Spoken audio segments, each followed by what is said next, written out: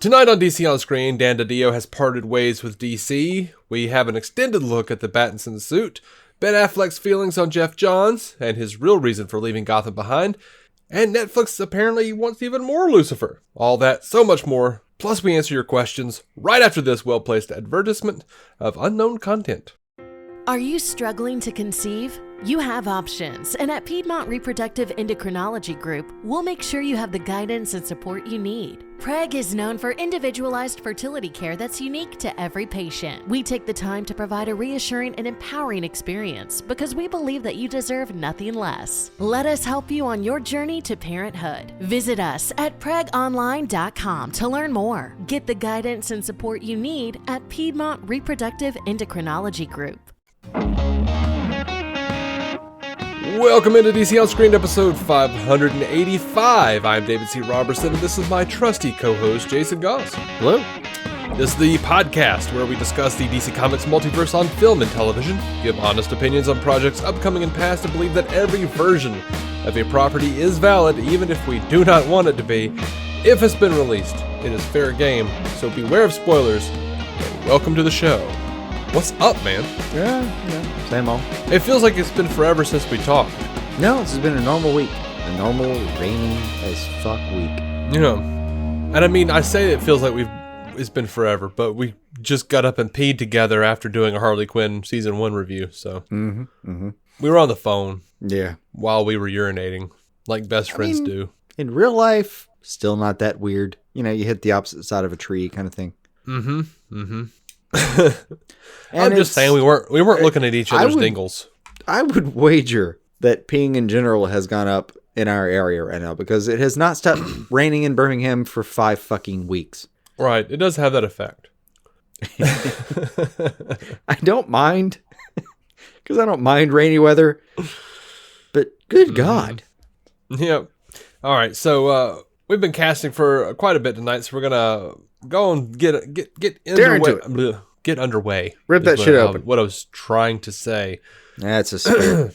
FJC 509 over on Apple Podcast left us a 5-star review. Says, love this podcast. As a DC fan, this is a must listen to. Thank you. You have been entered into the giveaway. The giveaway where we're giving away a Joker digital code.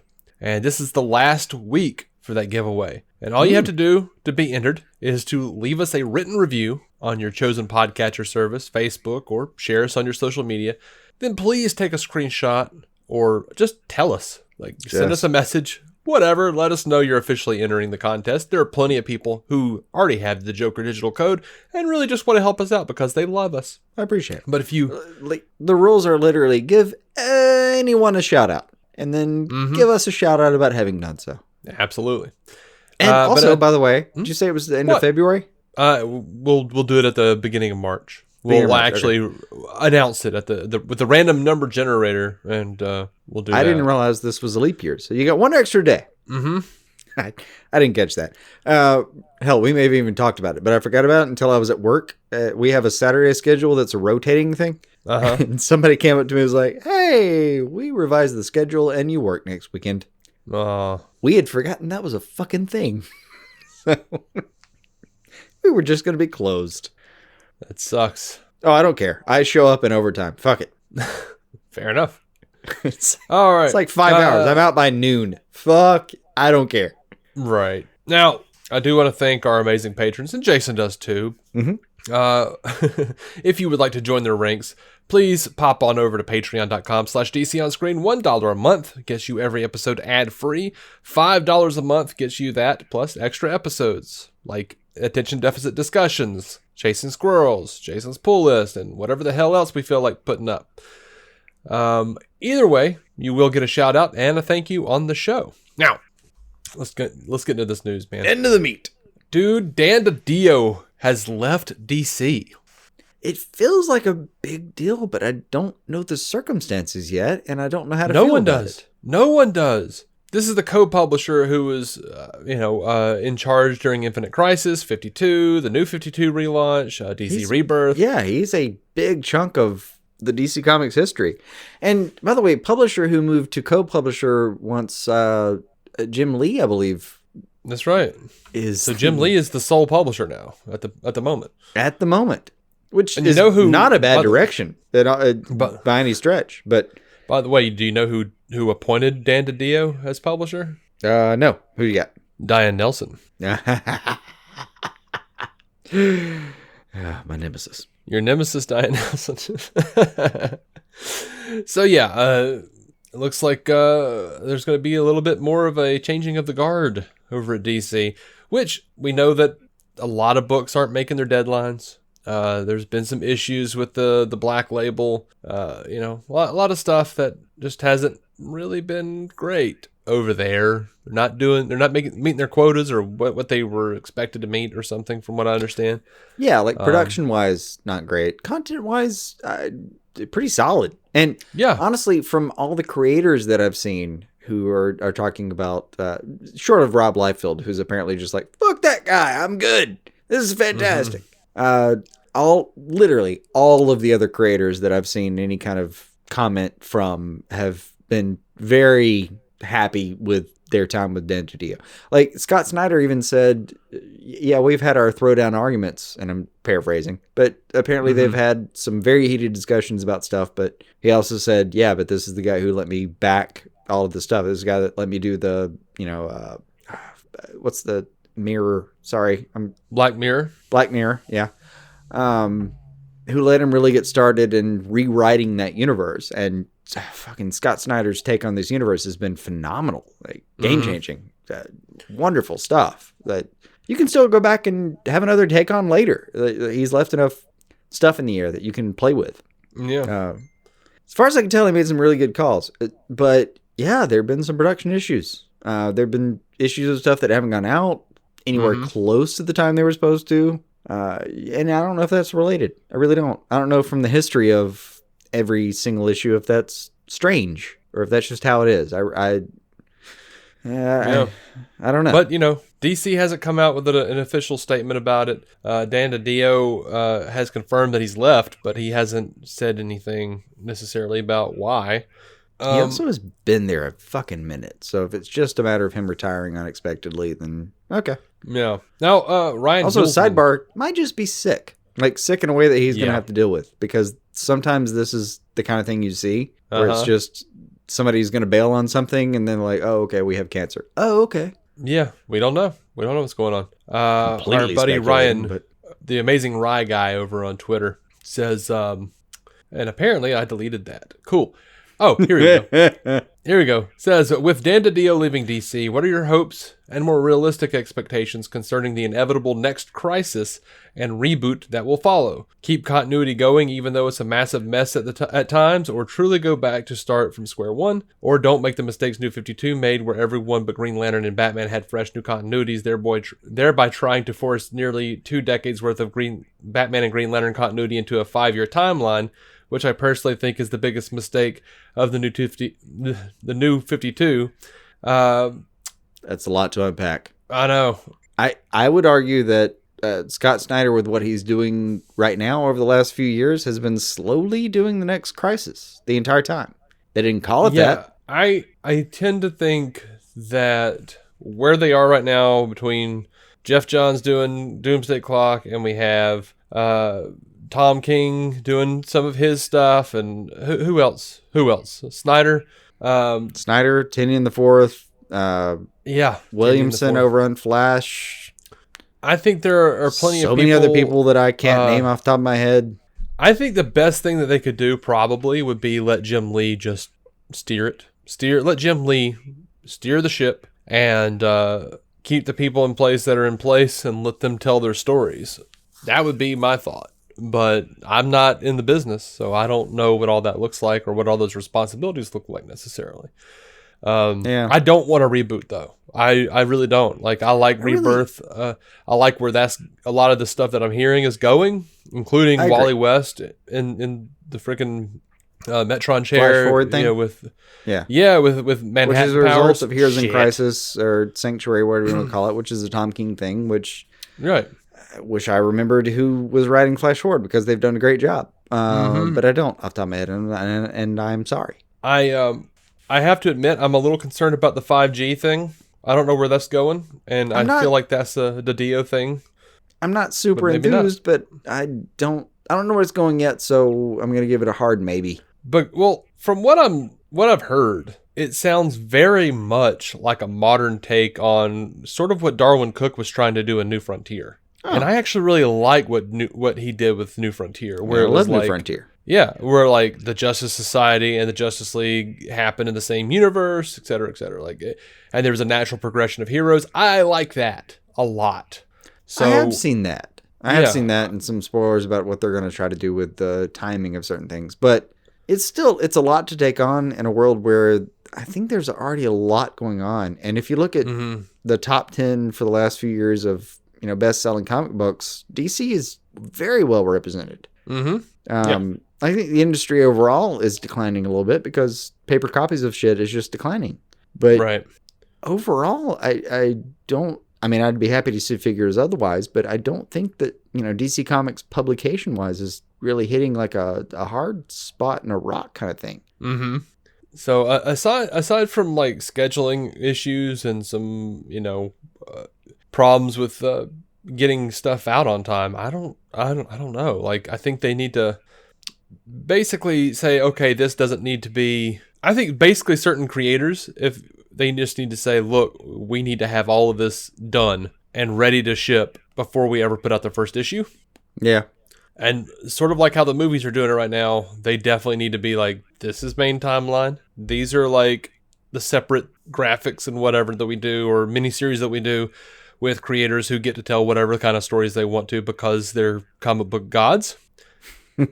Yeah. And that be it. Like and personally, I think it would be smart if they moved to an all digital format initially. You know how like they do like, oh, these books are going to be digital first and then they're going to come out later in print if they're popular enough. Yes.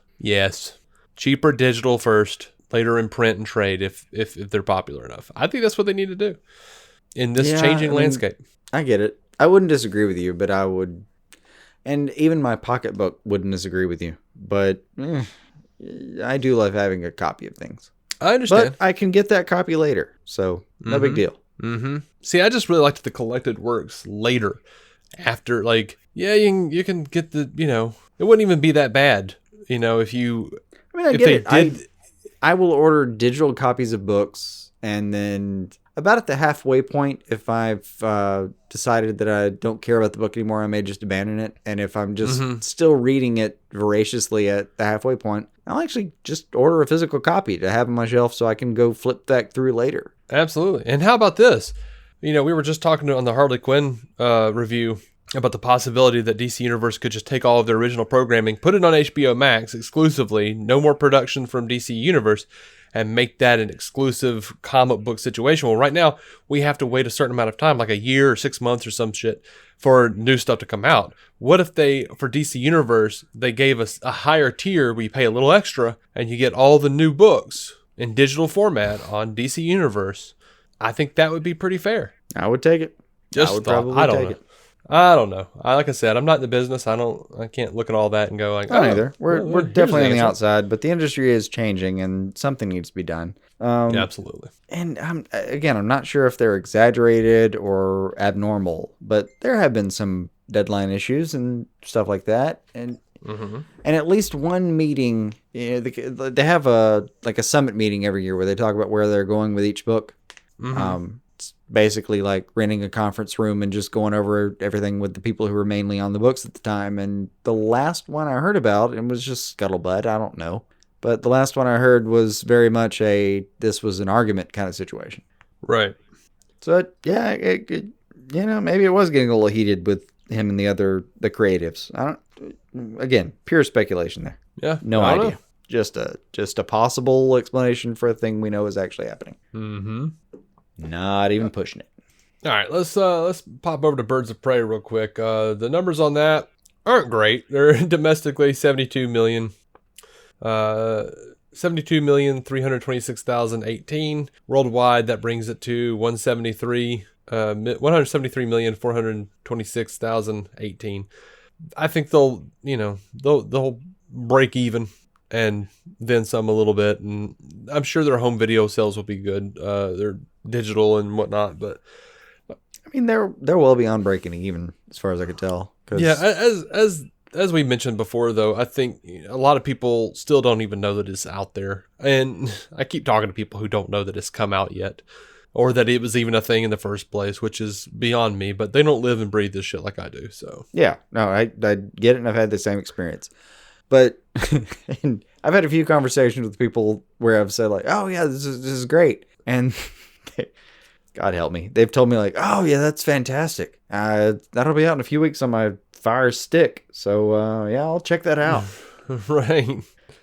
I'm telling you this though, I swear on all that is holy, if you are out there and I'm following you for whatever reason, and you say get woke, go broke, you're getting blocked. Not even unfollowed, blocked.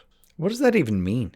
Oh, that's a thing that misogynists and bigots get woke, say. go broke. Yeah. Yeah. Okay. Yeah. Yeah. That's what they say when they want to. If you even suggest empathy with an underrepresented crowd, you can fuck yourself. Mm-hmm. Am I phrasing that correctly?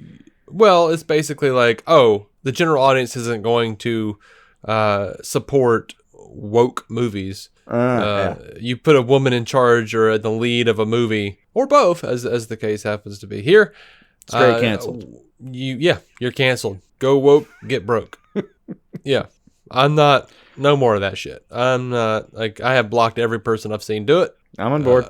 I'm good. Because that's stupid as shit. That is stupid as shit. Wonder Woman didn't go broke. Captain Marvel didn't go broke. What? And I'd argue this. I don't give a fuck what your personal beliefs are. If you're not going to watch a thing and then judge it, go fuck yourself. Absolutely. I watched Hellboy a few weeks ago. That's right. And you judged it harshly.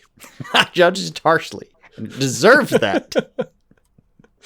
But, and don't get me wrong, there are things that I will genuinely, like, I'll see a trailer for and be like, I'm not into that.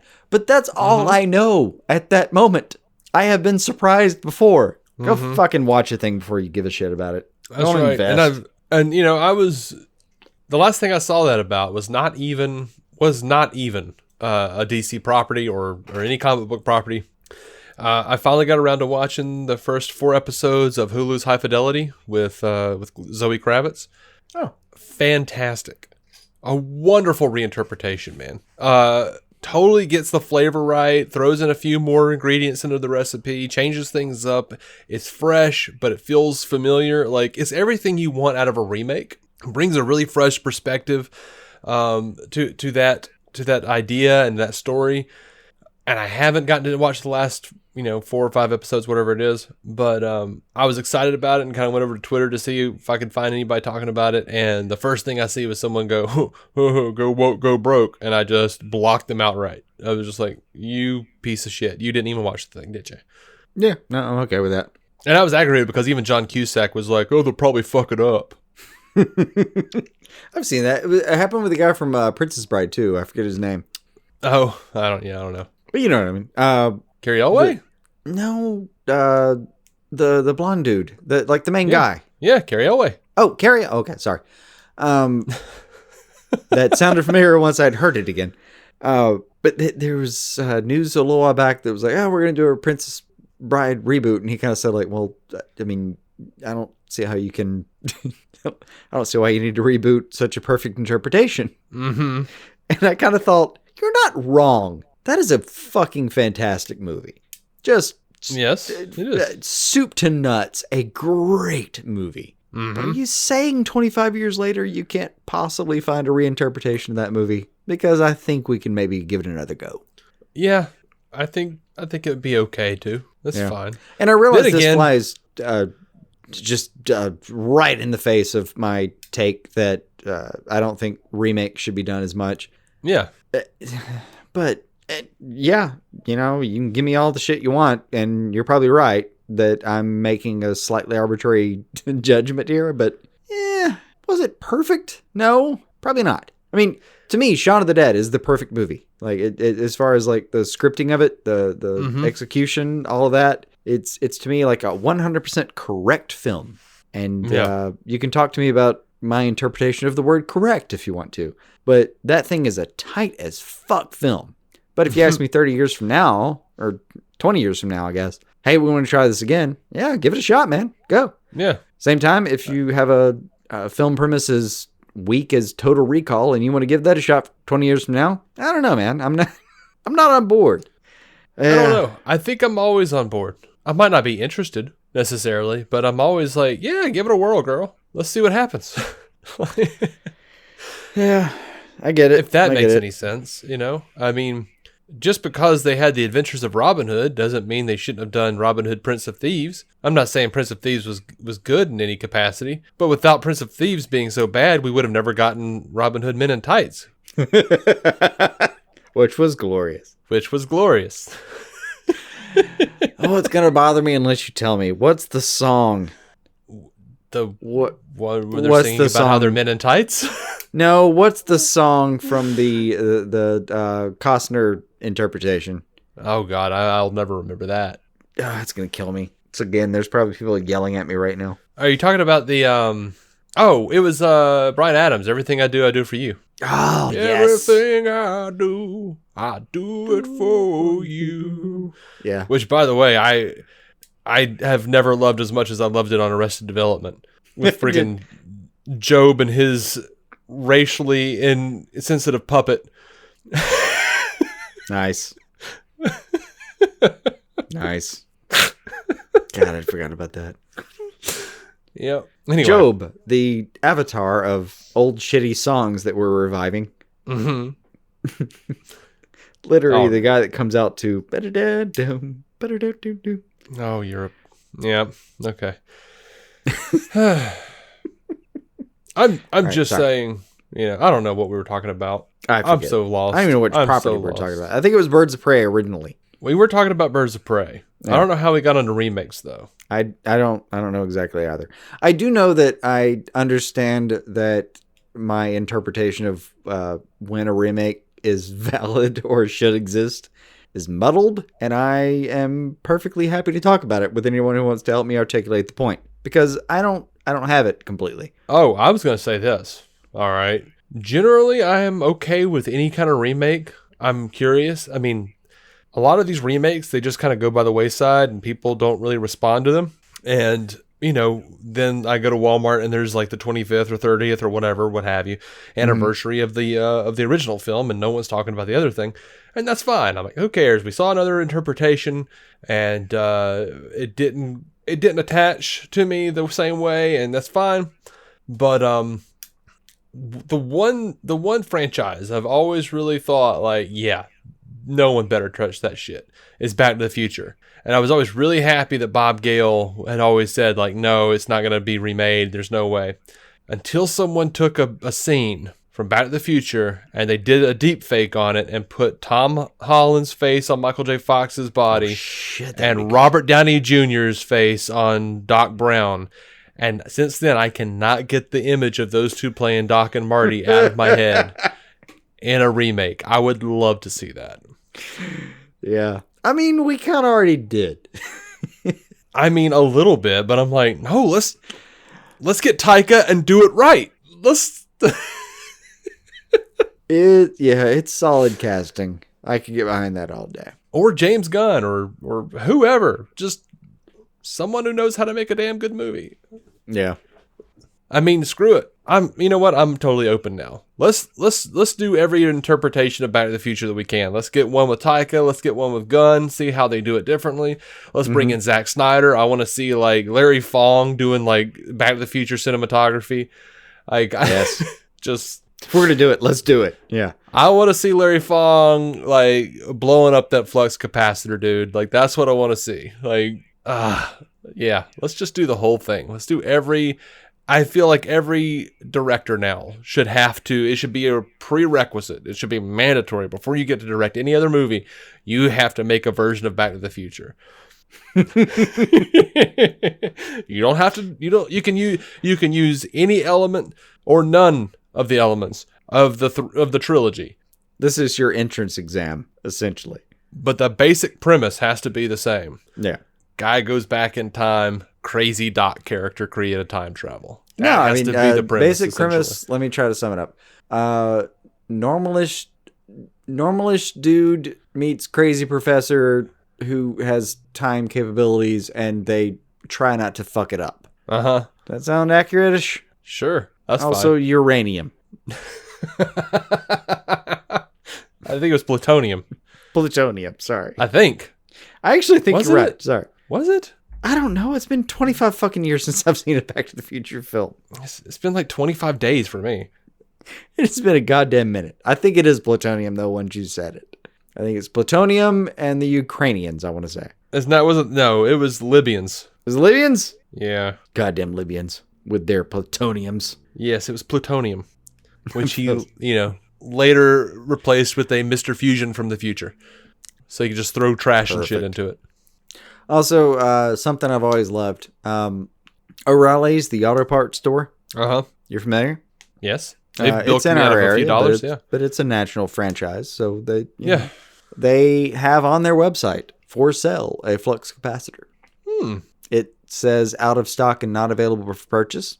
I think it says you have to call a rep, and then there's no way to do that to arrange a purchase. And then it has a series of properties about it can only be activated at like 82 miles an hour and shit like that. That's funny. Yeah. Somebody put a little bit of love into that, and I appreciate it. Nice. All right, let's get back to Birds of Prey real quick. All right, back to what we actually real do. quick. Gotcha. Real quick.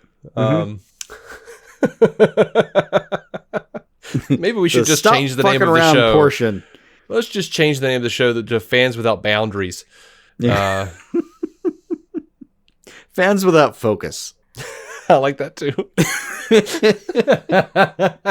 We really should. We should just change the name of the damn show at this point.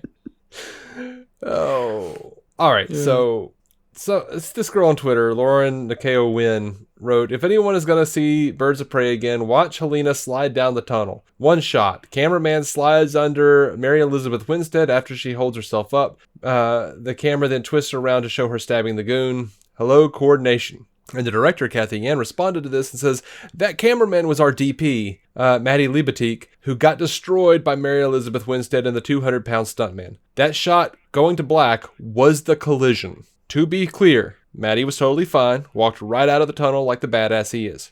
He also volunteered to do this. I could not be happier with anything. I know! Anything there. That's fucking awesome. That made me really happy. They probably still tell stories about his bravery in the halls of whatever fucking Valhalla that DPs meet in, where they drink mead together and tell tales of their bravery and heroism. And god damn it, that was fantastic. That was. Like, hearing that story, like, I remember the shot, and I remember thinking that was a really incredible series of shots, but hearing the story behind it, I'm so fucking happy. It's so good. All right, let's get over to the Batman. We've got a whole bunch of new pictures. People bunch took, of set shit. Of Batman in costume, and we talked a little bit last week about like what it looked like they were doing with the suit, where they were kind of pulling inspiration from, and I've seen a couple of people putting together some pretty solid theories. Those damn shoulder pads, you can't find them. I don't know where they come from. They look more like Ollie's arrow, shoulder pads to me. But I saw one guy say that the hood footballish to me. They did a little bit, yeah, like the undercarriage of football before you put a jersey on. Yeah, I saw one guy say that the cowl looked a lot like Gotham by Gaslight. It looked a lot like Mike Mignola's cowl. I do think it looks like that, and Adam West, because of the flip collar. Dude, yeah. Now in the set pictures that we have, though, it looks like he's got like sort of like bubble goggles or like a thin plastic piece on the inside, because he has to keep wiping them out in the set pictures. But a lot of people are theorizing that means that we're going to have white eyes. I think maybe we might, but at the same time, I could see them totally just being like, he just has this on. This is what he's wearing. Like, you know what I mean? I'm still leaning heavily into, I hope we have white eyes, but me too.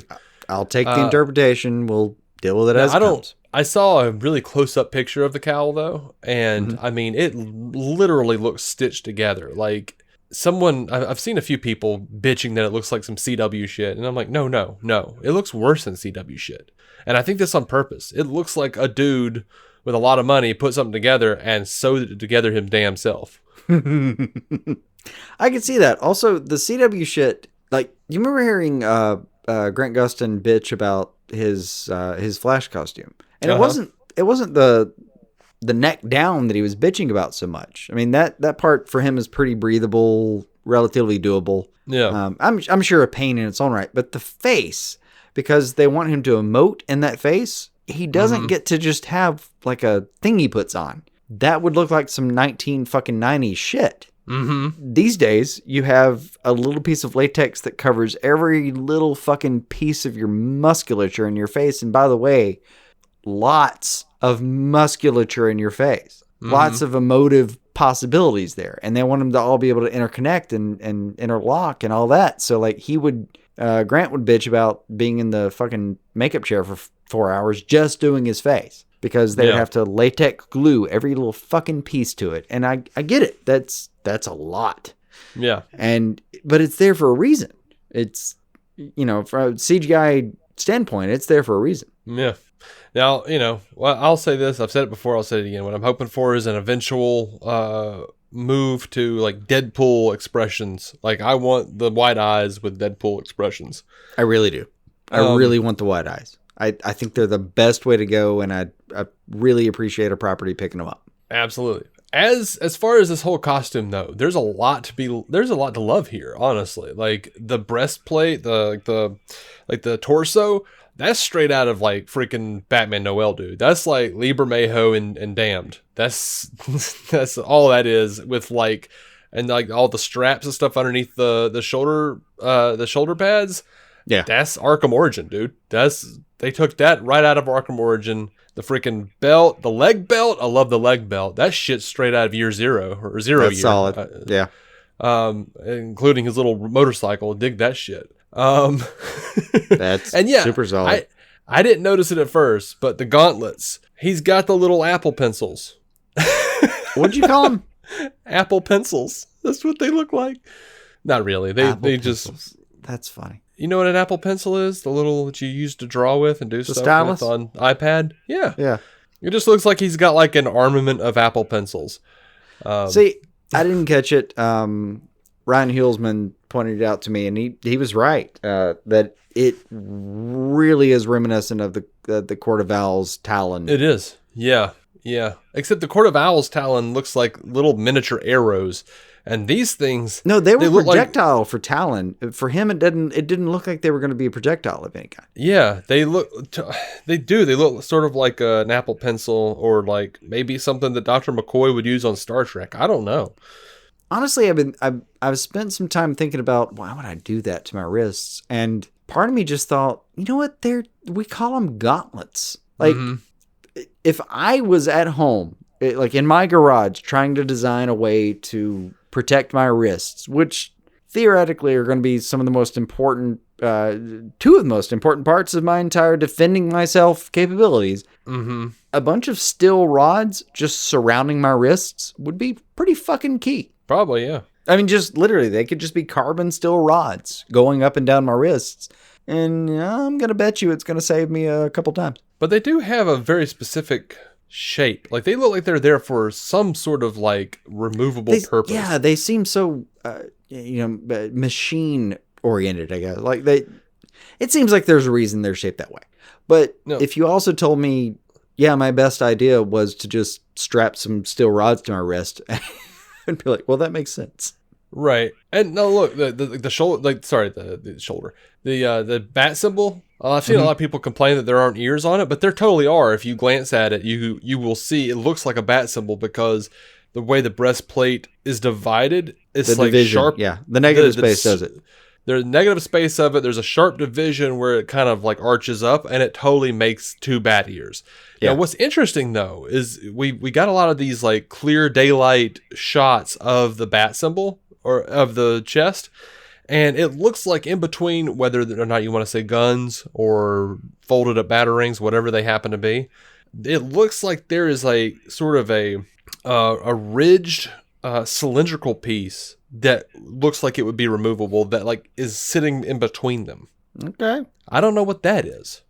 Sometimes when we talk about set photos like this, I feel like we're diagnosing moments of the Roswell footage.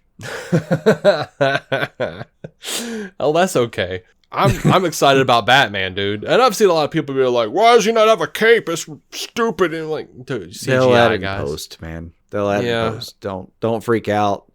Just because Christopher Nolan had Christian Bale or whoever his stuntman was riding around with a cape on, that shit never looked good. It never looked good to me. It just looked like I was just kept waiting for it to get wrapped up in that giant back tire. Yeah, it's never the part that I never walked away thinking, thank God they did that, and I genuinely don't remember it even existed until it gets brought up. Yeah, and honestly, like though as hokey as it looked in Spawn, that old Spawn movie from the 90s, CGI capes were totally the way to go because no cape is gonna look in real life. Literally in the CW shows, that's what they use because it's affordable and looks better. Fact. It just does.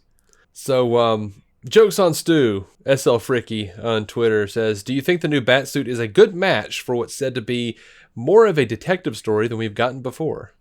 I mean, I want to say yes, but I don't think those ideas are tied together. I'm going to say yes because he's got a lot of pockets. It looks like he's got a lot of pockets. Like he's got like a Rob Liefeld mid-90s level of pockets. And he's got a leg belt with pockets.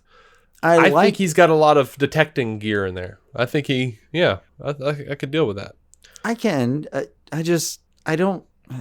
If you just looked at this version of the suit, I don't think you could. Like, I think you're pushing the issue to say it's detective based. I mean, I think we can trust from production that it's detective based, but I don't think it really guides you one way or the other. It could just be a guy with a bunch of fucking weapons, just a fucking bruiser on the streets with. That's true too. All kinds of ridiculous weapons up and down his body. That is true too. But I think it does lend itself a little bit to making me feel like he's got some detective gear floating around on that. It looks like he's got a very practical suit with like lots of little compartments in the chest and in the belt and the leg belt and who knows where the hell else. It seems like he's probably got some stuff going on. Let me put it this way. Say yes. I would say that it lends itself that way because it's Batman. Mm-hmm. But if I saw the same less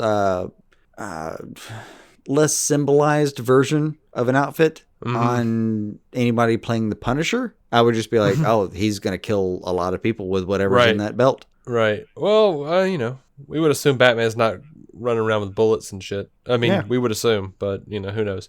What I don't want to see is like Batman and Robin where there's nowhere on any of these suits for them to carry anything, and then they just like reach behind them and pull out some big chunky piece of laser or something, and you're like, oh no, that's the Batman 66 shit. You pulled that shit out of your ass, didn't you? You pulled that laser gun out of your ass in the prison to freeze that ice for sure. Where did that batarang come from? Yeah. I've seen you with a grappling hook. You had a batarang. You had like a laser thing. None of you don't have pockets or on pouches. That batarang. You don't have pouches, rope. Oh my god! Anyway, we have a voicemail from Chris, and he's talking pretty much nothing about nothing but the Batman suit. You want to go ahead and play that? Sure. Let's do that. Hey Dave. Hey Jason. It's been a while since I've called into the show. This is Chris. I just got done listening to you guys talk about the Pattinson suit, and I think Jason might be hitting onto something here. Like don't really get married to the idea of the suit, and it's not because of screen tests or changes or anything like that. Like, this is potentially very mild spoilers. I'm going to say, like, don't listen to the next 5 or 10 seconds if you don't want to absolutely know anything.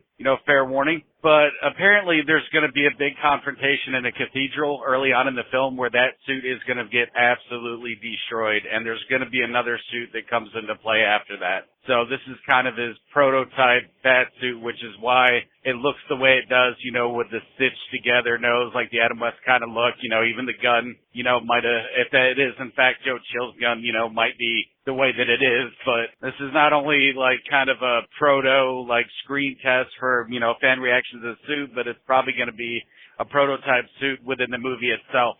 because if I'm not mistaken, this is meant to be pretty early in Batman's career. So, and the suit that we might be looking at, I have no confirmation on any of this, but it seems to be very inspired somewhat by the Spider-Man stealth suit from Far From Home, like much more tactical and darker. And there's a good chance we might see the white eyes as well as a more traditional bat symbol on the chest. That maybe they might take a little more inspiration from the Kevin Smith story where he melted, the guns down at armor. I don't know. I just, I wanted to throw that out there, see what you guys thought. Keep up the great work. Love you guys, miss you guys, and have a great day. Bye. All right. So thank you, Chris, and we love you and miss you too, buddy. Mm-hmm. So he did warn you guys, spoilers, possibly. I don't buy it necessarily because these rumors come from a guy on Reddit. So who the hell knows? Now, I don't think this is going to be, I don't know about the Cathedral, but I don't think this is going to be his final suit, obviously. If they ever do a sequel, he could spend this whole movie in this suit. If they do a sequel, there's going to be a new suit. I would guess there's and I would guess there's going to be a new suit by the end of this movie. Like Batman movies, 2 suits minimum. Usually have a couple of suits. No, the exception is Batman Begins, I think. And in that case, it was 0 suits versus 1 suit, which I could argue is 2 suits. Right. You had Bruce Wayne's suit, and then you had... Yeah, if it's an origin story and you don't have a suit, it's still 2 suits. Mm-hmm. For the sake of our argument. But I can't help but wonder if they're going... Like, we've seen some set pictures of, like, pumpkins and shit, and, like, I think we're going to get, like, Long Halloween to some degree. Some of that's going to be there. I can't help but wonder if we're not going to actually just get year 2.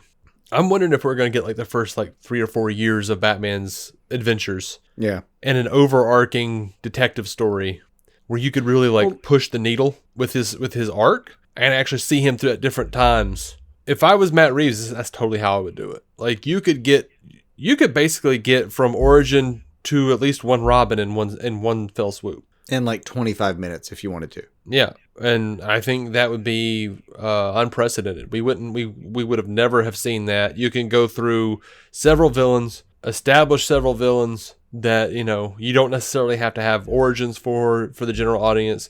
A bunch of them people will know. Some of them people won't know. And most they'll be like, of them are that just guy? Named the thing that is their gimmick. You'd be fine. Yep. So I think you could some of definitely the do richest commentary on anything in the history of fiction, but they're also named pretty on the point. So you can just get away with things. And in that way, you can have, a big star show up as a district attorney who isn't necessarily going to be of consequence later, except that you see the passage of time and you see him pass the baton to Harvey Dent. You could see like sort of the arc for all of the characters and for all the people in Gotham over the course of several years until we actually get to a point where we as Batman fans recognize like all of the major players. And I think that would be an incredibly smart way of doing the first of a Batman trilogy, or even just a single Batman movie that you were never going to hit again. Like if you were just like looking and going like, look, the origin is more than the Waynes dying. The origin is more than, Bruce Wayne piddling around in, the East or whatever and learning some martial arts. Like this dude needs to get back to Gotham. He needs to meet up with Gordon. We need to see that relationship blossom and become like, it cheapens it for them to have like one adventure together and be like, and now there's a bat symbol. Like, yeah. I feel like it would be pretty amazing to be able to like go along and see multiple high watermarks for Batman all represented, and then also bring in an overarching detective story, something that Batman's been working on and trying to figure out for several years. I think that would be really cool, and hopefully that's where they're going with it. I think I'd be down for that. Yeah, I can get behind that, and especially the first scene. By the way, my exception to I do try to stay away from spoilers as much as humanly possible. Mm-hmm. But if it's something where it's an origin story in literally the first act of a movie, I mean, I can deal with that. I'm not gonna walk away angry from whatever screen I'm looking at the time. Right. So this kind of spoiler, if it is such, is I'm okay with that. But I Yeah. don't necessarily think that's where it lands, and it doesn't seem to be corroborated. So it may not be, but the seed of what they were suggesting, the idea that in the first few minutes, we'll say 20, that suit is eviscerated, it's not a bad place to go. It's not a bad place to go, honestly. Man, I can get behind that hard, just super hard. And I normally don't terrible even entertain Reddit things, and I don't lend a lot of credit to Reddit. Reddit scoops are generally made up to impress people on Reddit. It's great for memes, not great for genuine reporting. Yeah, it's really terrible because you have people wind up on Twitter fighting over things that aren't real. Yeah. And that's unfortunate because places like Cosmic Book News, Screen Rant, I would have said Comic Book News a few years ago, but they've actually gotten pretty good about it. CBR has gotten worse. I swear they have a different editor or something, but it's Who is? CBR? Comic Book Resources? Yeah. I wouldn't. They've gotten worse over the better part of a year about just seriously clickbaity shit that, I don't know. Seems like they have. So, everybody's got those sites out there that they say that they don't trust, and that's fine. I've certainly have them. But yeah, I normally don't entertain too much of what Reddit's talking about, but I kind of hope this one's a little bit true, honestly. That seems kind of cool. I really do. I like the seed of what's happening there, and it wouldn't surprise me if it was true. But if it's only found on Reddit, chances are not real news yet. Yeah. Now, Jake Hamilton had an interview with Ben Affleck, and he says, "I think Robert's a great actor. He's going to do great." And there was an article with the New Yorker. I think it was the New Yorker. Now I'm not sure because I don't trust myself. I can't remember, but it was a major news outlet. Yeah, and I want to say this. Look at this. He says about Geoff Johns. He says, and his stint with the Batman, he says, "We had a script. I liked the script. I wrote it with Geoff Johns, who I have a lot of respect for." So that's Ben Affleck saying that. God, just those two in a room makes me very happy. He says, "It just so happened that I had done a couple of those movies and I kind of lost my passion for it. You know what I mean? I kind of lost my passion for telling those stories. I got interested in telling stories more like this. And it just seemed like very clear to me that if it's not the most important thing in the world to you, you're not going to make a very good movie. The movie deserves to be made by someone who's dying to do it and can't wait. And that wasn't me at this time, so I moved on." Actually, I think that was still with Jake Hamilton. Now, with the New Yorker, he says he was talking about his divorce, which he was going through, and he started drinking a lot when his marriage started falling apart in 2015, 2016. And it's still like his biggest regret is the divorce. And and he recalled that, I quote, "I showed somebody the Batman script. They said, I think the script is good. I also think you'll drink yourself to death if you go through what you just went through again." That is a valid reason to step away, guys. It is. That quote, that single pull quote, is the most realistic thing I've ever heard coming out of JL in general. Mm-hmm. That's and fucking good for him. I mean, I'm sad for us. I'm sad for us that we didn't get more of his character and his take, and it's probably the end. I mean, fact. But yeah, man, so good for him that he had the wherewithal to notice that was a turning point for him and go another direction. I'm so happy for him. Now, he was talking to Cinema Blend though, and he did reference, or he was asked about Justice League and the Snyder Cut, and he says, "I didn't know about it, the movement, that is." He says, "Zach was like, hey, they're doing this thing." And I said, "Zach, I love you and I support you, however I can help you. I do think that movie, having two directors is a very weird thing. And for Justice League, the director had a family tragedy. And so you have kind of a cow's body with a horse's head a little bit with two directors a lot of times, for better or worse. I do think Zach's cut should be made available." We knew that he felt that way, though. Now, Matthew Salvatore asks us... By the way, the hot takes on the headline of him... You saw him too, right? I don't know. I don't really look... After Affleck said, "I think it should be made available," every manner of headline and calls for and all these other things. No, he didn't call for. Well, that's calling for it. Saying he thinks it should be made available is totally calling for it. be made available and calling for it is, I don't know, to me, bureaucratically very different. I think you're splitting hairs. Maybe. I think it was a super sensationalist set of headlines that didn't represent the topic. Which is what I see very often. Saying he called for it is, a bit hyperbolic, but at the same time, saying that it's not the same thing in an overarching way, it's kind of splitting hairs. Like, I could see both sides of this. How does that work? Is that all right? I get it. I mean, I support you and I love you, Jason. Anything you need me here for, however I can help you, while still maintaining my own opinion. I do. There was a lot made of it that I thought was sensationalist, but if they had said demands, I would demands be on board. would be that, and I think I did see that headline. Like it's very different, and saying that you support a thing is not. It's just not the same as marching the streets, right, with a picket sign, which is what some of that made it sound like. Yeah, now marching the streets with a picket sign isn't really marching the streets with a picket sign. It's getting on Facebook and being like, I don't like this. I mean, even then, even with that distinction. Anyway, Pure Genius Lego, Matthew Salvatore over on Twitter says, should WB cast an actor as Batman to continue the role that Affleck started so that we can have a Batman going forward in the DCEU? Does the DCEU need a Batman? Thanks, guys. Love the show. Each episode is a blast. You guys are gentlemen and scholars. Cheers, clinking beer mugs.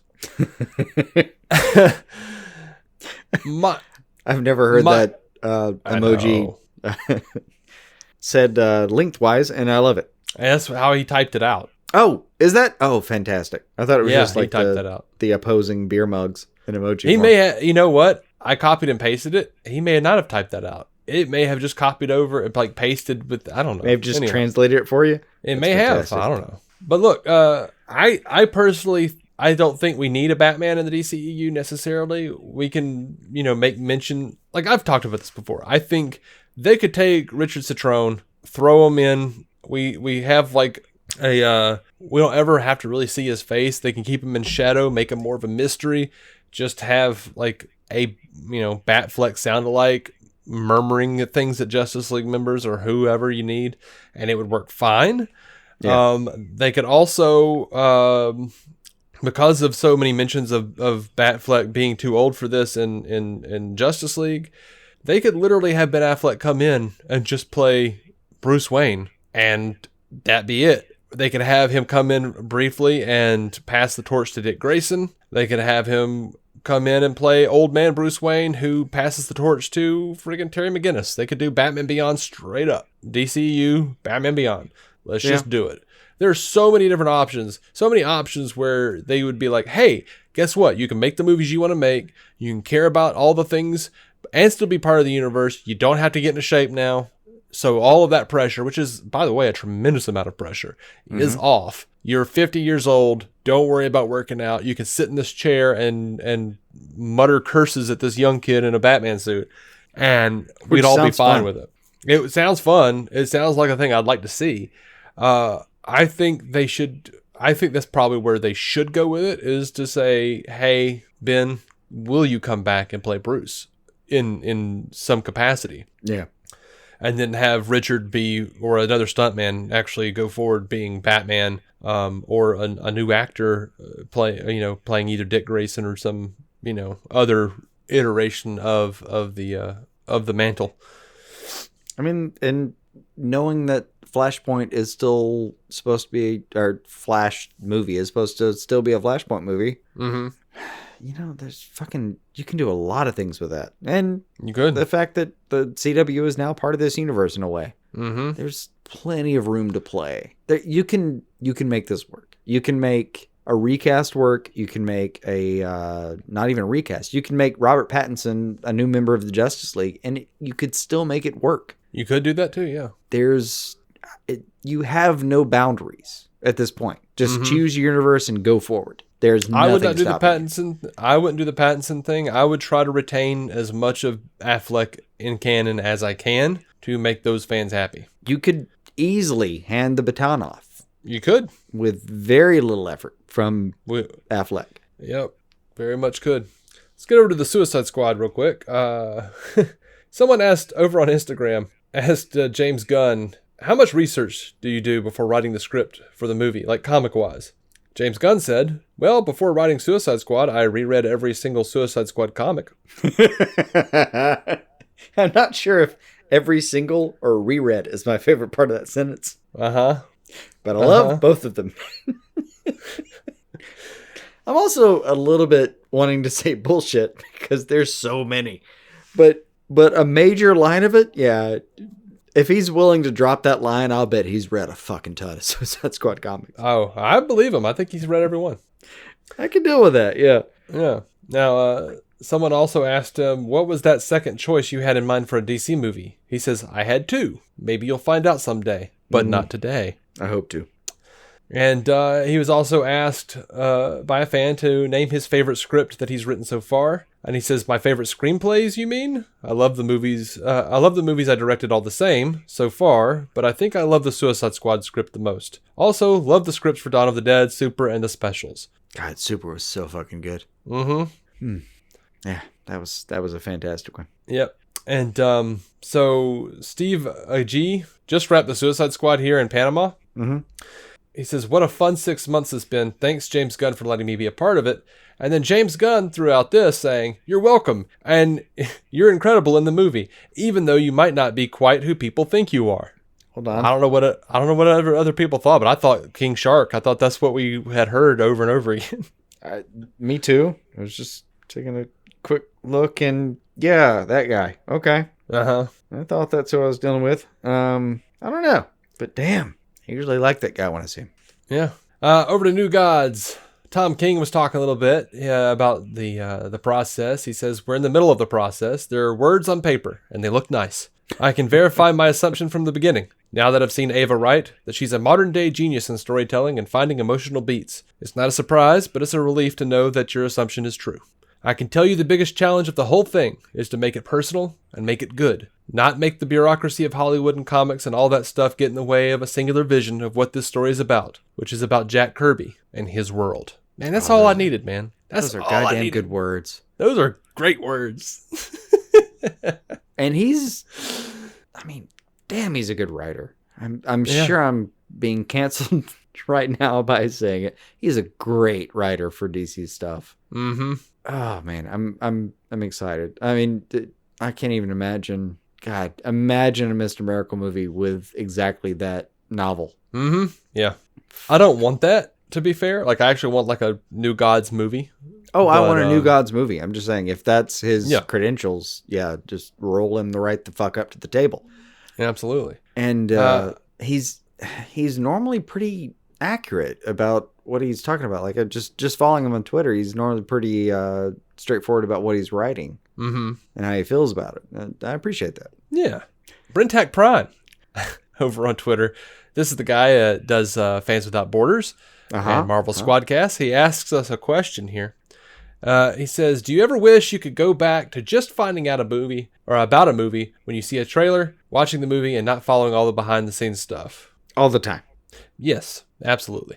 Every day of my life. But at the same time, we started this show because I kept compulsively looking this stuff up and calling Jason. Yeah. Or he was compulsively looking it up and calling me. Yeah. I mean, it's why we're here. But I genuinely envy the part of me. And there was so much less content than where we are now. But I genuinely envy the quick journey that I took as a person. Journey Smollett? Yeah. Like, do you remember just knowing a thing was going to be out there and maybe seeing a trailer and then just watching that thing and getting to consume it without any kind of context that was extraterrestrial to that movie? I remember this was pre-orgasmic for me because I was a little kid. But that's the closest I can come to the level of joy that I experienced while I was randomly watching an episode of Martin and a freaking spot for Batman Returns came on. I had no idea they were making a sequel to that 89 spot? movie. No, 92. Like, Batman Returns, I had no idea they were making a sequel to Batman. All of a sudden, there's Penguin, there's Catwoman. I was familiar with the 66 series because, of course, I watched the 89 movie and went, or 88 movie. It was 89. The 89 movie and went, I have to have more. Yeah, as you've explained, your mom took you and you it changed your life. It did. It changed my life, and was nice. but just I had no idea that there were any kind of negotiations going on. No one said, "Hey, Michael Keaton's back." I never heard anything. All I knew is all of a sudden, in between, Martin telling Pam to get to stepping. I really want that show on DVD. I miss that show. But in between that and him telling Tommy he ain't got no job, all of a sudden there was this fantastic little spot where I just all at once knew Michael Keaton is back, Michelle Pfeiffer is Catwoman, Danny DeVito, dude from Taxi, is going to be Penguin, and Tim Burton is back, and oh my God, that looks incredible.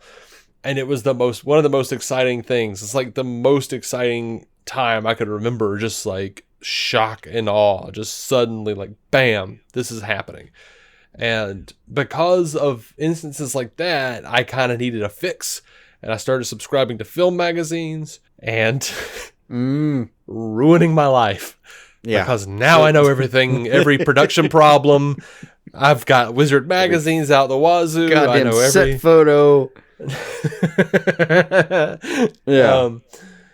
Between that and like going to like Food World or whatever and seeing, I think it was a TV Guide maybe, or maybe it was a one of those like official movie magazines for Batman Forever, and I went, holy shit, this is happening! Like, man. Yeah. Or another Food World story is like when I went and saw Wizard magazine, and they were like, Batman Animated Series is coming back to Kids WB, and I was like, what the shit? And just begged for that $5 to be spent on Wizard magazine so I could just devour that article over and over again.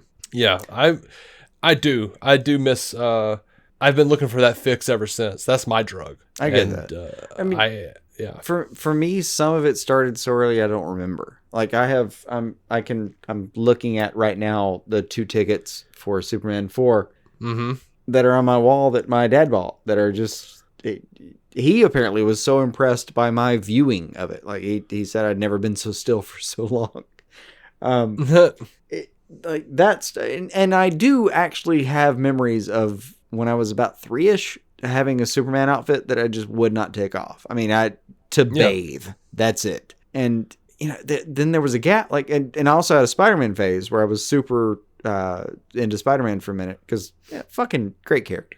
And then there was like a gap where I think I was just, I don't know, I was off book a little bit and just learning other shit and there's nothing on my plate. And then suddenly BTS comes around and I'm just fucking crying if I don't get home from school in time to watch it. And then it morphs into Batman Beyond and everything else. But there was a gap, but there was no expectation. Like, I don't know when, I mean, I do have a vague memory in the interim of being so young that I was just like laying on my parents' bed because my sister had tied up the living room TV and just laying on my parents' bed and watching their TV to watch the reruns on Saturday of Batman 66. But it was also so young that I thought that was real. Like I was genuinely worried about whether they'd make it to the end of the episode and shit. I see. I was to the point where I didn't realize that it was really meant to be a comedy for a minute. Like I just thought, like, I thought this is cheesy. I was 60s worried. stuff. I was genuinely worried about them. But I didn't believe it was real. I mean, no, I didn't believe it was real. I just was genuinely worried about their characters. Like I could differentiate that, but I was genuinely worried about like, well, I don't know. I mean, is Robin going to die this time? I don't know. Actually, that's a great point because when I was 6, there was a little girl that lived next to me named Mandy, and her shitty older stepbrother would come to visit from time to time, and he knew I was really into Batman because I always had my Batman toys out and stuff. And he told me, and I had no context, and apparently he had none to give because he was a filthy cash. But he said, sounds like he was being a dick for dick's sake. He was like, have you seen where Robin dies yet? Oh. And I was like, no. And I wasn't sad about it. It didn't break my heart or anything. But then it was like every episode of 66 Batman, I was like, is this the one? Yeah. I didn't realize he was talking about like the comic book where Jason Todd dies. I thought he was like, because that was a relatively new thing. Out of context. That was And like that 2 years fucked me. old. Yeah, that was like 2 years Because old. there was no but, like, internet to research such a thing with it. Right. So I was just like, every episode, I was like, this might be the one. This might be the one where Robin bites it. Yeah. I mean, And I remember I just, was like- probably 12 or 13, and I went to a sleepover to a guy's house, and I always outlasted. I mean, I was always the last to go to sleep. I've just always been that way. And Yeah. I remember like looking over and seeing in a basket The Death of Superman, like the TPB, and went, what? And stayed up for the next several hours just reading that shit. Mm-hmm. And being like genuinely like, I remember the next day being kind of hard. Like that wrecked me a little bit Yeah. because I I thought was you not meant, prepared like, for that. Penally. You know? Dictually. However you want to put that. No, I Erotically hard, I guess. Phallically hard. Phallically. That's a good one. That's the one. had to find my peace in different ways. Mm-hmm. And I genuinely don't remember if it had all four Superman or if it was just the Doomsday part. Mm-hmm. I remember it being kind of thin, so I'm just going to bet that it was the Doomsday part and didn't have the follow-up with all the other wannabe Superman and all that other crap. Like Yeah. Eradicator, Last Son of Krypton, all that shit. Oh, dude, Bane breaking Batman's back totally, like, between that and Death of Superman, that totally, like, fueled me into getting to comics further. But Batman was the real big one. Like, but even, like, finding out Robin died at some point, man, there was Still a just big something deal. about, even at, like, 5-6 years old, like, the promise of stakes. Yeah. I did get that. I mean, I didn't when I was watching Superman films early on. I don't think I would have gotten that because I think I was just watching in amazement because I was literally the person that they were talking to and they're like, you won't believe a man can fly or whatever. I was so young that it was perfect. Like I can only imagine me watching it. I mean, I remember staying up really late because at some point it must have been Nick at Night because I think it's the only affiliate that would have done this. But I remember the old George Reeves, Superman show, like the old black and white airing at a time when there's no way I would have done that. But I was staying up till 1 a.m. to watch it as a fucking 8-year-old. Yeah, I remember that. I remember that well. That was exciting when they started playing that. Oh, it was great. I want to say it was TV Land, but it may have been Nick at Night. It was one or the other. TV Land didn't exist till our teens. I can tell you that definitively. Maybe. Promise you. Okay. Promise you. Because it was like I watched Nick at Night religiously for the longest time, and it was a big marketing point if like when TV Land came out that there was going to be this other channel doing it. Like genuinely, if I'm wrong, someone please tell me because I'm having a stroke. I don't remember it being that late in my life that they started airing the George Early Reeves teens. Superman. No. I wanted to say it was after TV Land, but I might be wrong. I remember it being early enough that I had to stay up to watch it or get up really early. Mm-hmm. You gonna tell me if I'm having a stroke? I hear keys tapping. Yes. Yeah. All right. I'll prepare myself. I have a tangerine liqueur here. I might as well prepare myself for the news. This is going to be a medical diagnosis at this point. Well, I'm gonna hold on. Maybe I can try a different thing. When did TV Land start? That would be the first part in my diagnosis. Yes, April 29th, 1996. So we were about 12 or 13. Yeah, that feels right. Okay. Let's see. Oh, don't even try, honey. You What's finding when that show was aired in reruns is just no. That's Well, research for another day. The Adventures of Superman ran on TV Land from 2000 to 2004. No, I watched it before that for sure. Then Nick at Night is our answer. Nick at Night had to be. I mean, I would remember if I'd watched this literally in high school.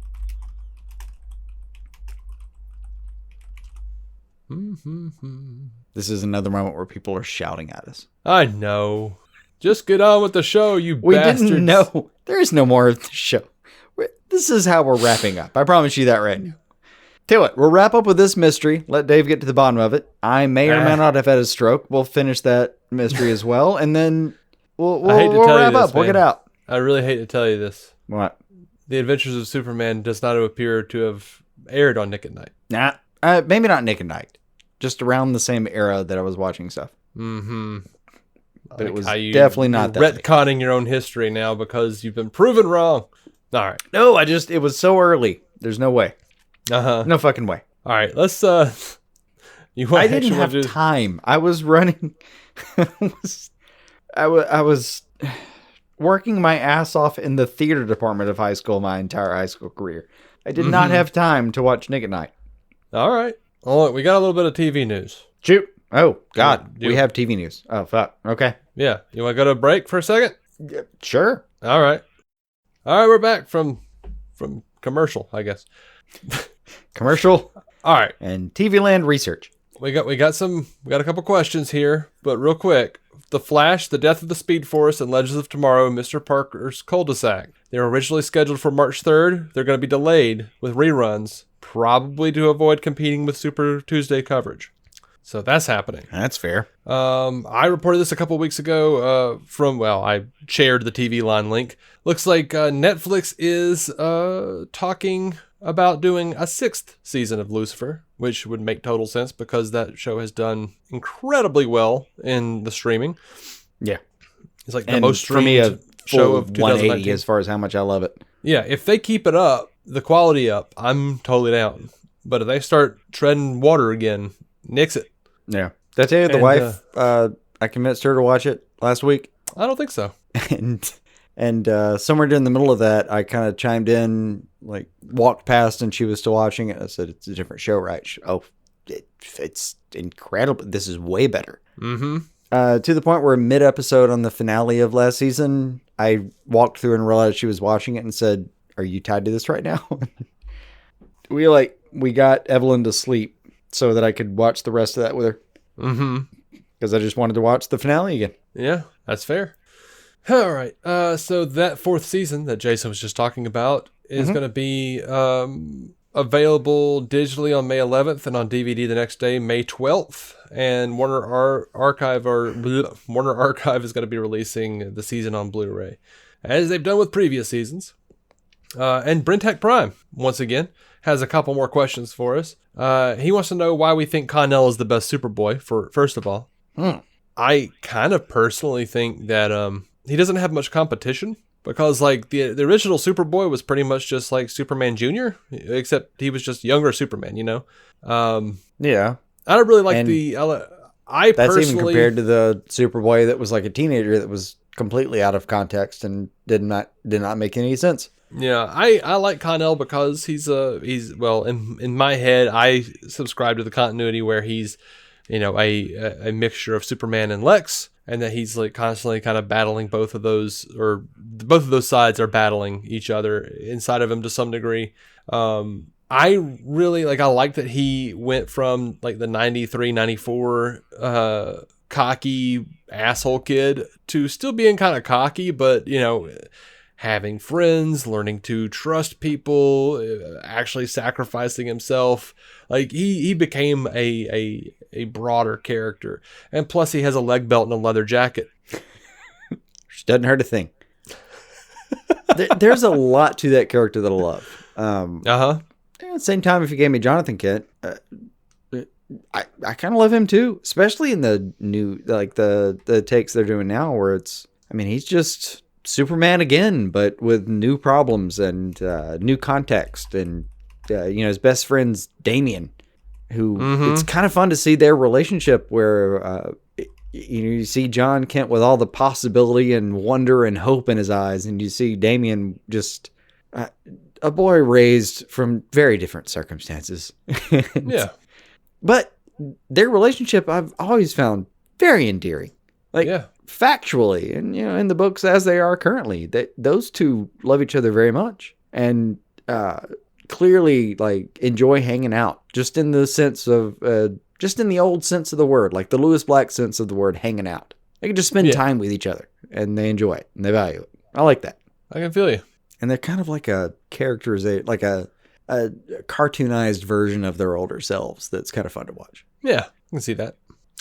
He says, or he asks, what is the most recent comic you read, and how was it? Literally the most recent? Uh-huh. Killer Smile Part 3. I forget the writer and the name. It was on the Black Label. It's a comic where the main the protagonist is a person who gets the chance to interview Joker, and like so many things do, it goes very poorly. Mm-hmm. He loses giant chunks of time because the Joker gets in his head. He forgets that it hasn't been a few weeks, it's been a year, and then he forgets what's going on, and he by the end of it just is completely in his thrall, and honestly, it's pretty fucking good.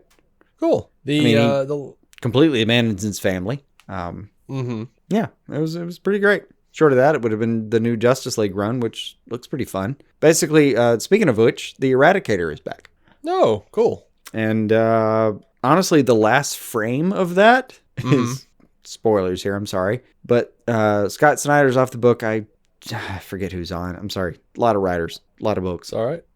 But the last frame of Justice League 41 is the Eradicator holding up Wonder Woman on an international broadcast saying, "Don't look to the skies. They've already been defeated." And he holds her up, and I genuinely cannot tell from the way she's drawn if she is dead. It looks that crucial, that critical. Yeah. Okay. I mean, probably not, but fun stuff. Yeah. I think the last comic I read in full was probably like the Crisis on Infinite Earths 100-page giant #2. Mm-hmm. But the last comic I read was a portion of Star Trek: The Next Generation: The Space Between from IDW, and it's just all right. It's it's a little disappointing so far. It's perfectly okay. It's all right. It's a little disappointing because, it's got like Tasha Yar on the cover. It's got Data. It's got Picard. And it's got like every Enterprise from the original Enterprise to the Enterprise E. And I was like, that looks dope. And it hasn't quite delivered on that cover, but it's fine so far. I need to read the whole thing. The covers never deliver. Right. Covers are lies. I'm floating through it right now and sort of just kind of, I'll get back to it. But it's not my primary read. I don't know if you have like multiple reads and you have your primary read that you're really like deep dicking, and then you'll kind of float to other little things. But no, I do that with the shows, with the weeklies, side piece read, physically sitting on my table. I will. This cracks me up. So 2 to 3 weeks is my time from when I've picked it up to when it's going to be read. Mm-hmm. Well, I say that 0 to 3 weeks. Sometimes it's immediate, sometimes it's not, depending on what's going on.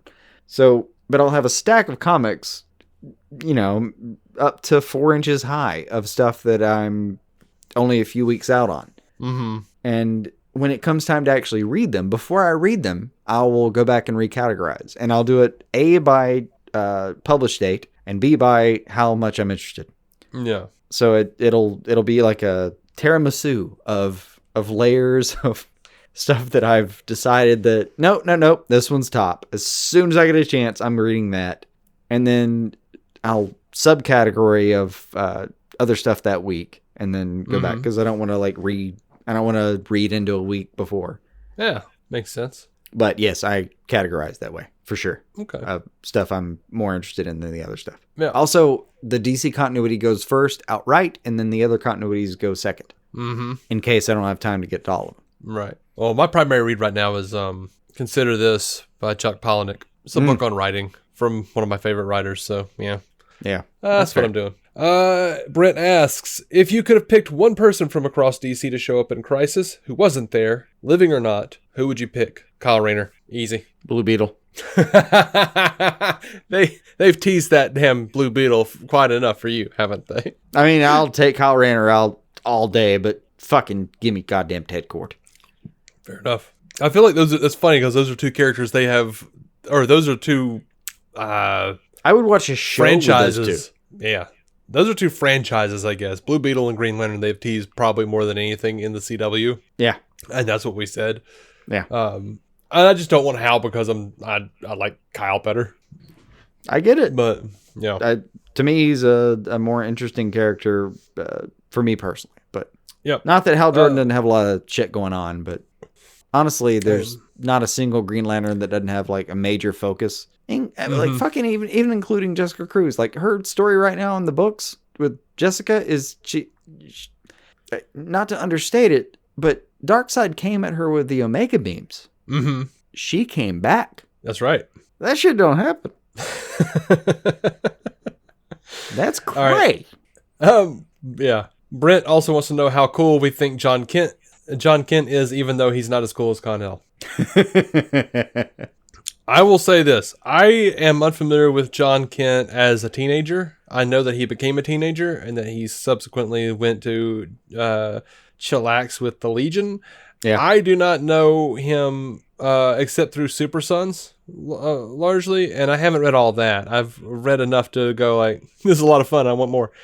But I really like the idea of a kid, and it's fine that he became a teenager, and I like the idea of there being like a proper Superman Jr. type of Superboy, and I like the idea if they're going to have Con-El and this kid, it's the best of both worlds. You can have both.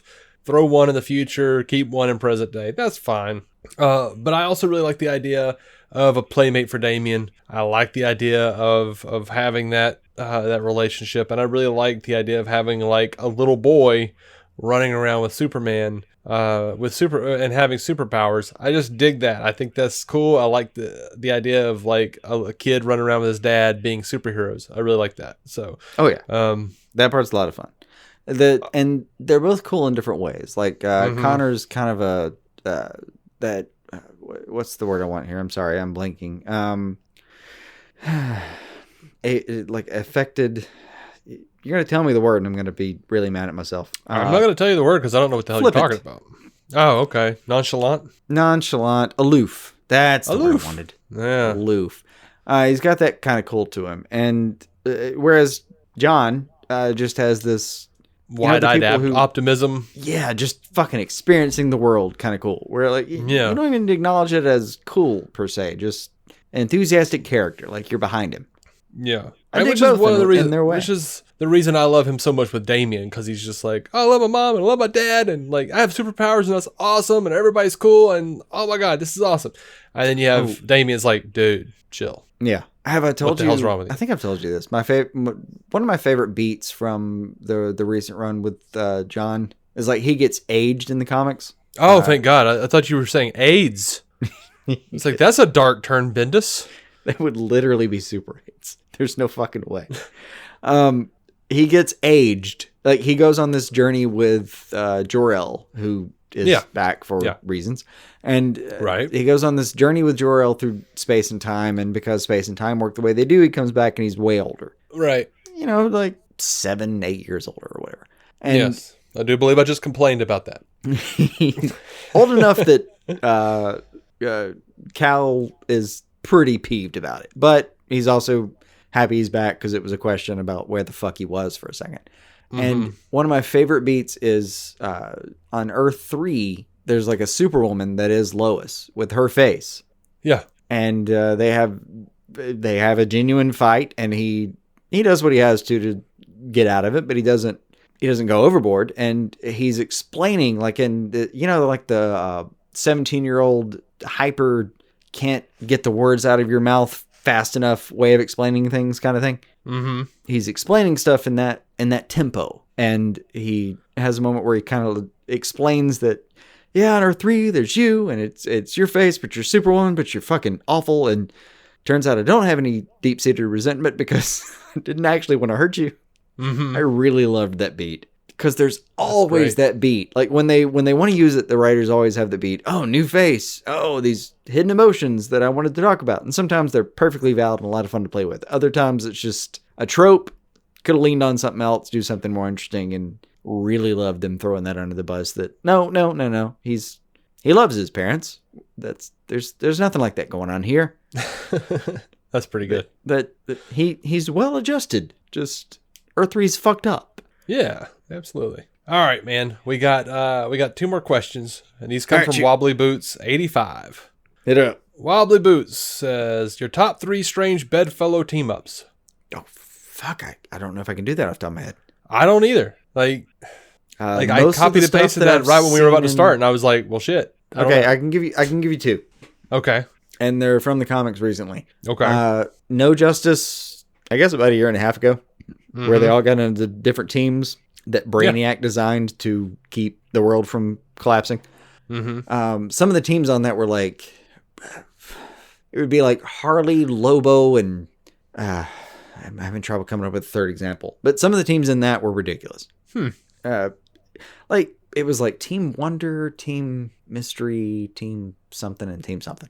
But they were genuinely crazy teams. Enough that I was confused and amused by the entire thing. Like, something only Brainiac could have come up with, kind of thing.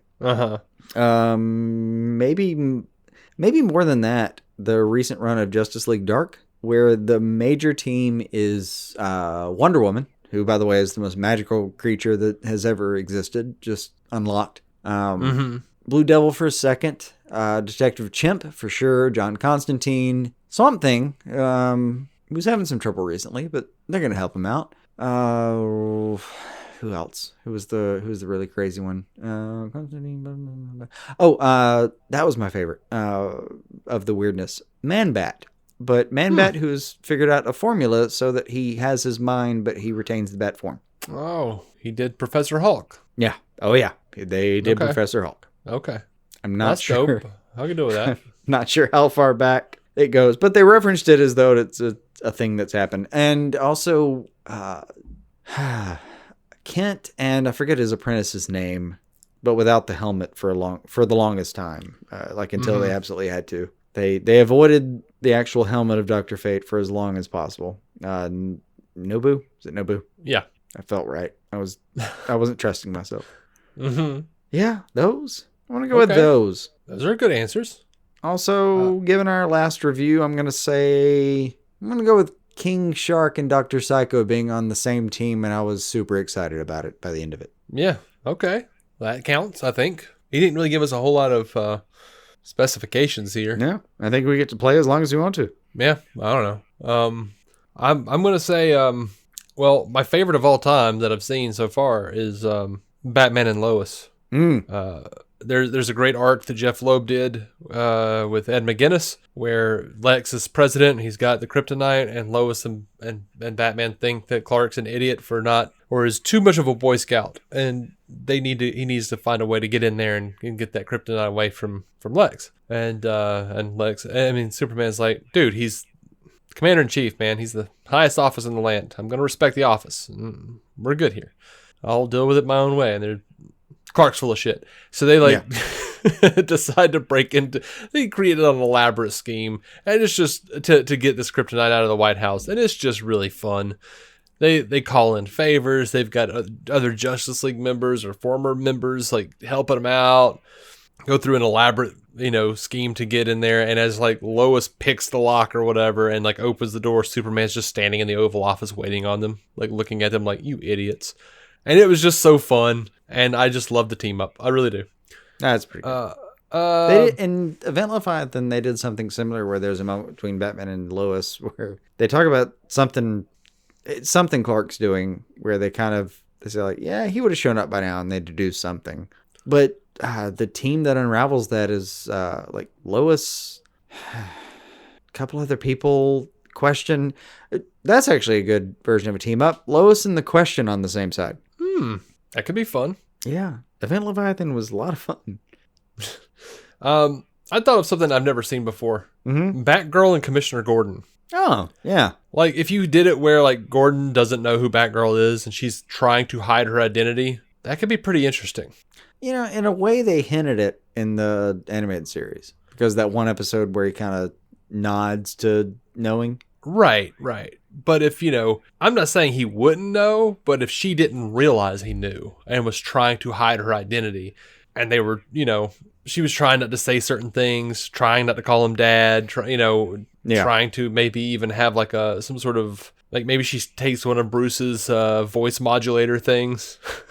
I'd love a couple beats where she's saying something over the radio that he knows is too explicit and kind of covers up the radio so other people can't hear, or some shit like that. Stuff where he's Stuff where he's got her back on the secrecy part. Where, yeah, clearly it's his fucking daughter. He knows. Mm-hmm. Yeah. And it makes sense because I don't care how sneaky you are as a 16-year-old. They know. So I had a couple other ideas. Mm-hmm. One, I really want to see Hawkman and Plastic Man team up. I'm in. Yeah, That sounds fun and funny. super fighty, and yeah, I dig that. My last thing is I'm gonna say the Joker and Argyle, the sentient sock. The sentient fifth dimensional sock. Uh-huh. Yeah, I could dig that. I think it would ultimately be like Joker trying to betray him and take his power. Well, the thing I want to see is Joker trying to betray him and take his power, but also not completely trusting that he's real. Yeah. Like, I want to see Joker, like, kind of arguing with himself a little bit. Like, I'm... Like, some beat where the... Is this part of my brain right now? Yeah, the bit was effectively... Have you gone crazy even for you? But you know how Joker would approach that is, maybe, but we're doing this anyway. Uh-huh. And of course, I just have Joker constantly refer to him as Kazoo from Flintstones, you know? Or Mr. Sockman. I don't know. I could hear that Hamill voice calling him Sock. Just calling him Sock. Yeah. Hey, Sock Z. Yep. Yeah, I can get behind that pretty hard. Oh, well, that's all. You know, there have been brief stints where Riddler was a good guy, and I would love to see Riddler in the question just because I would love to see who was the better detective in that scenario. Oh, that gave me an idea. Mm-hmm. I want to see reformed Riddler like grow to the status of like Wayne Tech or something, but with like I want him to be like basically Playmates or some toy company, you know, like a little taste or like the natural expansion of that BTAS episode where he was selling toys and shit. And right. I want to see that. I actually want him to become a good guy. I think it would be really cool if eventually he figures out who Batman is and they start working together. Like he uses his crazy intellect to like actually become an ally. Oh, it's possible. It is possible. Anyway. One more from Wobbly Boots. He says, if Mongol with all of his Yellow Lantern rings and Atrocitus with all the power of the Red Lantern Corps teamed up, do you think their combined might would be enough to smash Superman, the League, and the Lantern Corps? I would say yes if you didn't put the Lantern Corps in there. If you keep the Lantern Corps, no way. Aren't there, I think it's 3,600 sectors in the Green Lantern Corps? I couldn't tell you, but just the will of Hal Jordan alone, I think you got nothing with a fear-based and rage-based Corps. Nah. And the League are gonna be there for the Lantern. No, the Green Lanterns, the League, they've got this. Even between him and Kyle, do you want Parallax or Ion? Which one of the entities that could have walked up to God and said, "I have demands"? You know, which one of those two people would you like to go up toe to toe against? Yeah, if Hal Jordan is there in any capacity, even without Kyle. Yeah, I mean, he's the greatest Green Lantern for a reason. He has like the strongest willpower and shit. Yeah. And Kyle has got the most imagination. Together, what are we even doing here? And Gardner has the most son of a bitch of all of them. Yes, which I don't know how much this fight really measures son of a bitch into it, but sure. You know what? I think that measures into willpower a little bit. Okay. That's fine. We can do that. Like the most go fuck yourself. I think willpower has traditionally trumped yellow or fear and rage. Yeah. Yeah. And if you add the League in. Yeah. Tough call. I think it's 3,600 sectors worth of Green Lanterns, one of which was a planet. Right. Tough call. I don't think Mongol and Atrocitus with all those rings could take down Mogo. No. Recently, Unringed, I mean, it goes back and forth. Unringed recently in the books, Superman had to take down Mongol by himself, and yeah, it was a problem, but he dealt with it. Mm-hmm. Those two toe-to-toe Unringed, Superman's gonna win most of the time. Oh yeah, I think Unringed, Superman wins. But anyway, that's it. That's all we got. Let's bounce. It's been forever. It has been forever. It's 10:30, so we need to Good go. Christ. All right, let's get out of here. We got lives to live. And production to do. Because it does Indeed. not end here. Thank you guys for listening. Until next time, keep us in your ears and keep some DC on your screen. Bye.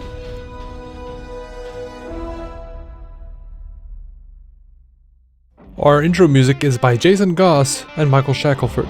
Michael's band, Galactic Engineers of Magnetic Sounds, or GEMS, can be found on SoundCloud and Bandcamp. Visit DCOnScreen.com to find our Patreon, merch, contact information, and every episode of the show for free, including crossovers we've done with other podcasts. DC On Screen is a maladjusted production. For more from me and Jason, including sketch comedy, vlogs, parodies, and our improvised web series Hey Guy, visit maladjusted.tv.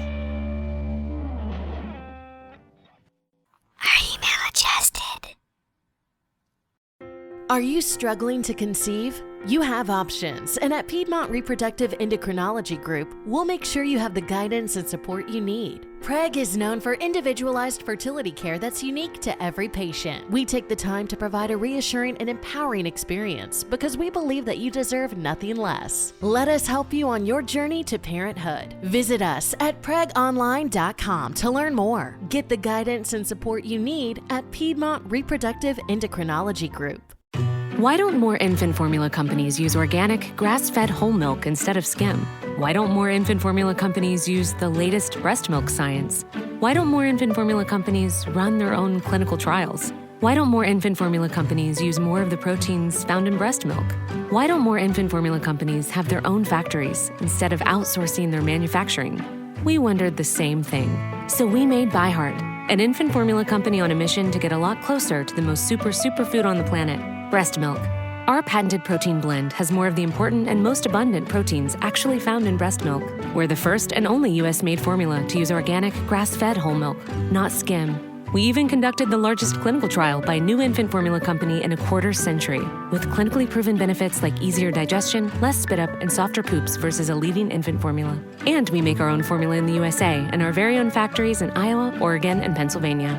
ByHeart, a better formula for formula. Learn more at byheart.com.